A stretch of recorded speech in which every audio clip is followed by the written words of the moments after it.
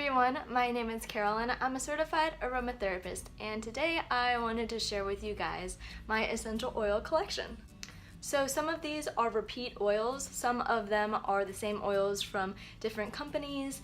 So I guess I'll start off with the back and the biggest. So I have three 16-ounce essential oils, and they are lemongrass, cedarwood, and citronella. And these essential oils I use in making beeswax candles. And beeswax candles need a lot of essential oil for them to smell like candles. So I bought them just in bulk, and they are also essential oils that don't go bad very quickly. So that's why I bought them big as well. The next biggest one that I have is lavender. And this is, I believe this is 100 milliliters. I'm about halfway through. I think Aromatics International, this is where I get it from. This is their biggest size to buy on their website. I think that they are able to do wholesale, but I haven't contacted them yet for wholesale. I think I will next time when I purchase lavender, just because I really use it so quickly. I've not even had this for a year and it's almost half gone. If you guys are wondering where I purchase my essential oils, I actually did a video telling you guys my top 3 essential oil companies that I use, and I will link that video up above as well as down below in the description box. So I have a lot of oils right here, and then I have the overflow right here. And let me just say that all of these have their own dedicated refrigerator that I use to put all my essential oils, as well as all my carrier oils and extracts and all that sort of thing. They go in their own personalized refrigerator, and it is a mini fridge. I'm actually going to have to buy a bigger refrigerator because it's getting way too crammed in there right now.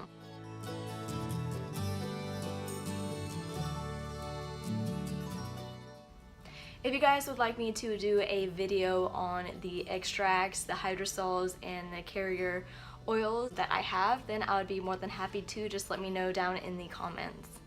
I also want to mention that some of these over here are older, and I only use them for cleaning purposes. For example, my tea tree oil. My tea tree oil is almost gone. I have another one that I use for products, and that one is actually from Ananda Apothecary, which I will link down below as well. So I use this to make products with,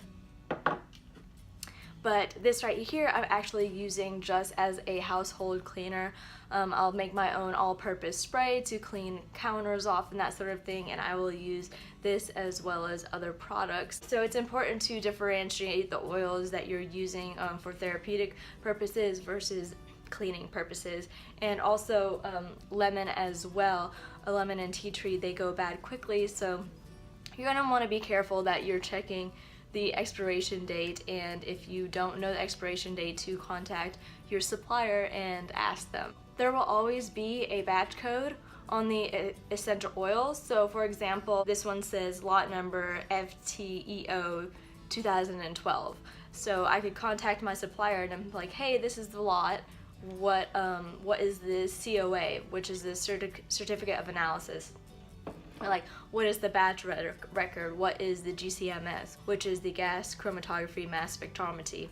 So it's important, especially if you're dealing with clients and you're making skincare products, to get that information because you will need them. But if you are just making stuff for yourself, then it's also good to have those to know when the batch was made, how long the shelf life is, so that you can determine a expiration date and not use them when they have oxidized to the point where it could cause skin irritation.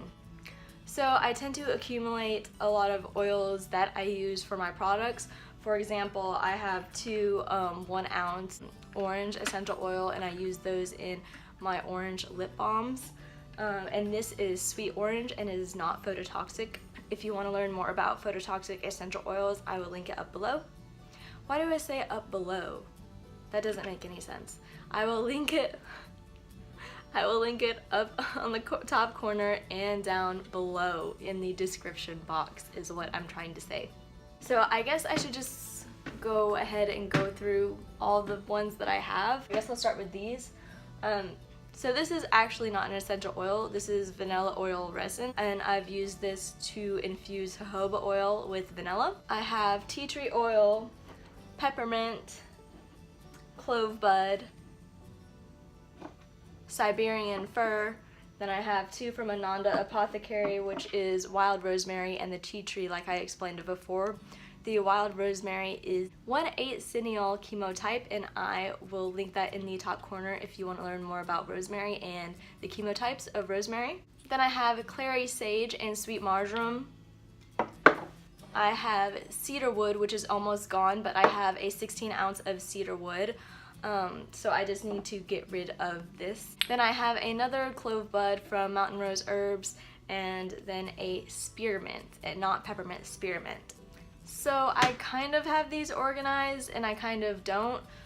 So the ones up front are more of like top notes, and then middle notes and base notes. And if you guys don't know what that is, let me know down below and I would love to explain.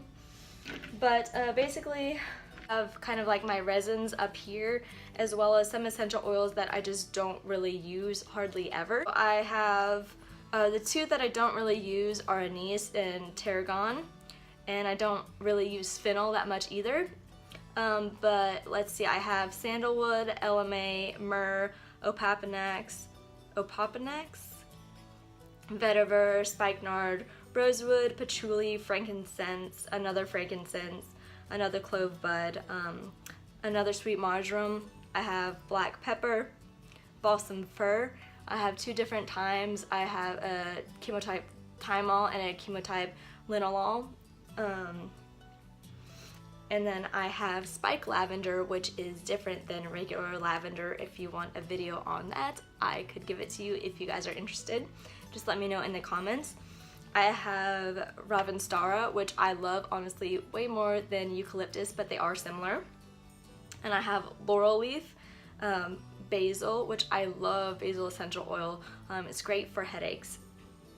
I have rosemary, and this one is chemotype verbenin. I have all three chemotypes, camphor, 1/8 cineol, and verbenin. I have cypress, ginger, and then I have geranium. I have like a whole line of floral exotic, and I have a CO2 example of a CO2 extract from rosehip, and I actually got this from Ananda Apothecary. And one thing I like about them is that they can give you small samples. So here is a sample of a sample. I have Rose Absolute, and Rose Absolute is different than a essential oil because the Absolute means that it was solvent extracted instead of being cold pressed or steam distilled. I as well have Jasmine Absolute, and then I have neroli, ylang-ylang, and Heliochrysum.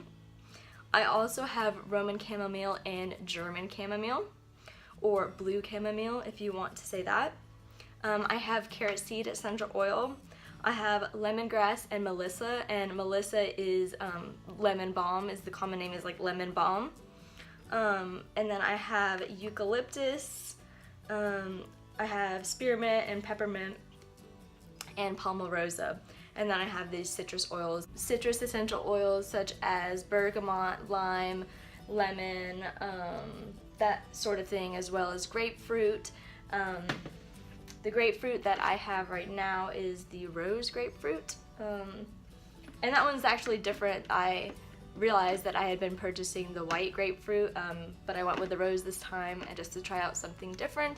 But I think that I like the white grapefruit better, and I'll probably be purchasing that next. So there are some ones that I use more than others, but it really just depends on the client as well as the essential oils that I'm using in my skincare products. When buying essential oils, it's important to first sample the essential oil, test it out, and see if you like it before you decide you want a big purchase. So a 5 milliliter essential oil, which is like about this size, would be a great way to sample the product before you wanted to invest in a 1 ounce essential oil bottle. Also, when buying essential oils, you should determine how long it's going to take you to use them, and then you should look at the shelf life of that oil. And if you don't think that you're going to be using up the amount that you bought within the shelf life of that essential oil, then you should buy a smaller size. For example, lemon essential oil goes bad very quickly, so you're going to want to buy a smaller size if you are just using lemon essential oil for yourself and your family. And on the other side of the spectrum, there is patchouli, and patchouli actually doesn't go bad. It would take about 20 plus years to go bad, and it actually gets better with age. So there are special aged patchouli which you can buy, which is more expensive. So some essential oils get better with age, and patchouli is an example of that. And so you can buy a larger quantity if you wanted, and it's not going to go bad before you use it up. I guess I'll just tell you the few that I use the most. I would say lavender is probably the essential oil that I use the most. I love sweet marjoram. I love clary sage. Tea tree, of course, is a pretty standard. I like to use sweet orange essential oil rather than lemon essential oil. One, because I produce skincare products, and a sweet orange essential oil is not phototoxic, whereas lemon is. I love all my rosemary essential oils. Those are great. I love geranium, I love Rose Absolute. Those are really great for skin. So it's important when you're looking at, if you're a certified aromatherapist, to kind of narrow down what your niche will be, or what you would like to focus on, and what kind of specific problems you're going to try and treat. And that way you can build up your essential oil supply for the therapeutic properties that pertain to your special niche, or what you're trying to help. So for me, I make skincare products, so I'm going to be using a lot of skin nourishing essential oils. So my supply is kind of rich in floral essential oils as well as resinous essential oils.